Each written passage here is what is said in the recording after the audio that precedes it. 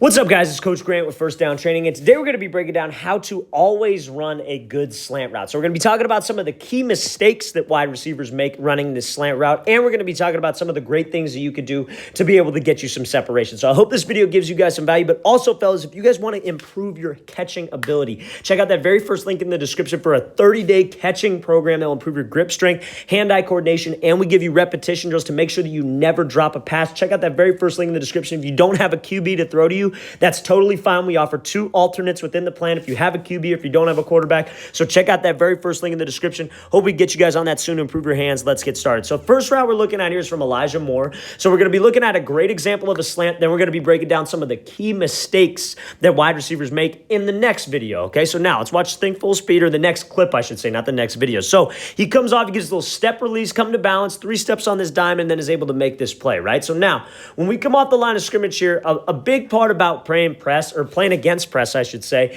is about coming to balance and being able to read this guy. Understanding how he's going to play, thinking like a DB, what's he going to do, especially when you see how far off he is. Maybe he's like 1 to 2 off, right? Maybe this is about like 2 off, maybe 1, right? Like 1.5. He's off like that much, so we get some space to work. He's not going to get physical right away. So he comes at him and he kind of gives him this little threat and kind of 1 step at him, but he's balanced right now. So if this DB wants to jump at him and jam with his hands, we have a plan for that. We could swat him off and we could go. A lot of times release is about having that initial plan off the line, right? Like, okay, I'm coming up the line. I got this plan. I know what I want to do. I've seen this guy on film a million times. I know this will work. I know this will time up with the play, right? I know this will time up with the play. That's something that a lot of people don't think about. The release has got to time up with the play. Now, what I think is that I come off the line, okay, he's not getting hands. I can execute this plan. But let's say he does. Let's say he tries to lunge at me. Let's say he tries to choke me and tries to get inside my frame. I got a plan for that too. I got a reactionary plan, as I like to call it. So in this case, we come to balance. This could be either a split release. This could be like a double up, single jab, wide step, double tap, something that brings you to balance so you could get a read on this guy, right? I like a split release or something like this. Now, they call the rest of this a diamond release, right? We talked about this a little bit maybe 2 days ago on this channel. So when he comes off, he takes 3 steps on a 45. Now, there's a big thing. When you want to move this DB off this platform, there comes a point where he's got to always think fade. There comes a point where every DB in every single scenario thinks, oh shit, this is a fade, right?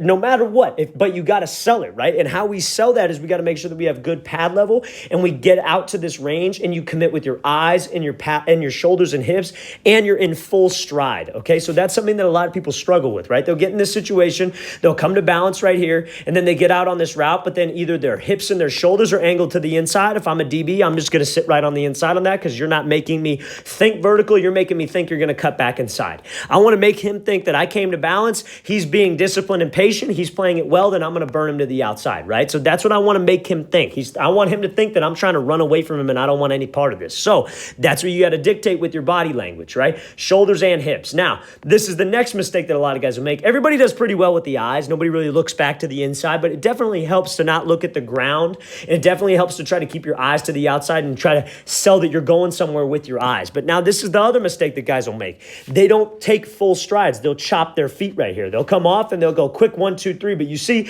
how in stride Moore is right here. Like he's not reaching for this cut. That's just his normal stride. So when you have speed, you have normal stride, you have good body language, that's what will move this DB off the platform. So when you guys run a good slant route, every single time, it's got to be in stride, right? Especially, let's say this situation, right? Because some people ask me this all the time. What if he's 5 yards off and you got to run a slant? Your goal is to move that dude off that 5-yard mark. Your goal is to put him at 7, 8 yards and not keep him at 5 to where he's all over your hip on this route. But a lot of guys will take it for granted. The DB will be 5 yards off. They'll take choppy steps and then they try to break this thing back underneath. You got to sell vertical no matter what the route is. You got to be able to burst off that line of scrimmage and go to move that DB off that block, right? If you don't move him off that block and you don't actually get him to bail, you're not doing your job selling vertical. I don't care if it's a 1-step slant. That first step, your eyes should be forward, your body language should be forward, and you should have that explosive burst off the line to even get him to hesitate. If you get him to hesitate, you should win every single time. We know where we're going. The DB does not know where we're going, okay? So let's watch Think Full Speed one more time. So it comes to balance.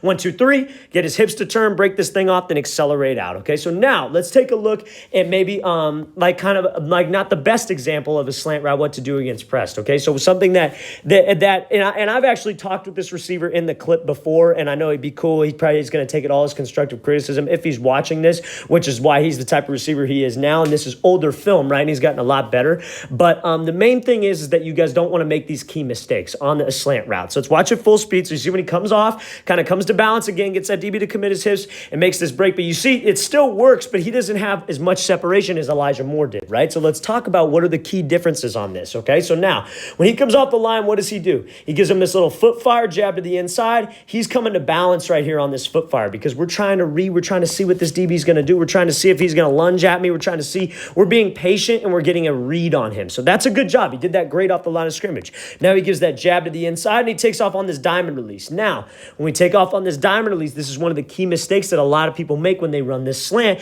is that they'll take this stem too wide, right? So they'll take it too wide. This DB, he might turn his hips, but you got too much of a gap between you guys. There's maybe like 2 to 3 yards of a gap with him and this DB. So what we want to make sure that we do is we would take a hard 45-degree angle. We don't want to take a wide angle because when I do decide to make this break, you see how much far back I got to get, and you see that there's still that gap between me and him. If he was about right here and he was hip to hip with this dude and this DB would have committed his hips, I could have just, bam, broke on a dime, swatted him by the back of his hip, back of his shoulder, then ripped back underneath and caught this ball, right? So now it's important that you guys make that crisp break at a 45-degree angle to really move this guy off the platform. Not come off this thing and kind of jog or maybe take it wide like we did right here. It's very important that you take 3 hard steps and it's like a 45-degree angle. Now, this is the point where a lot of guys screw up and a lot of guys make this mistake, but this receiver, Felton, didn't actually do that right here. This is how he actually recovered on the ball, which is how he made this play and how he was able to get some separation. But a lot of guys, they'll go right here, they'll make this break,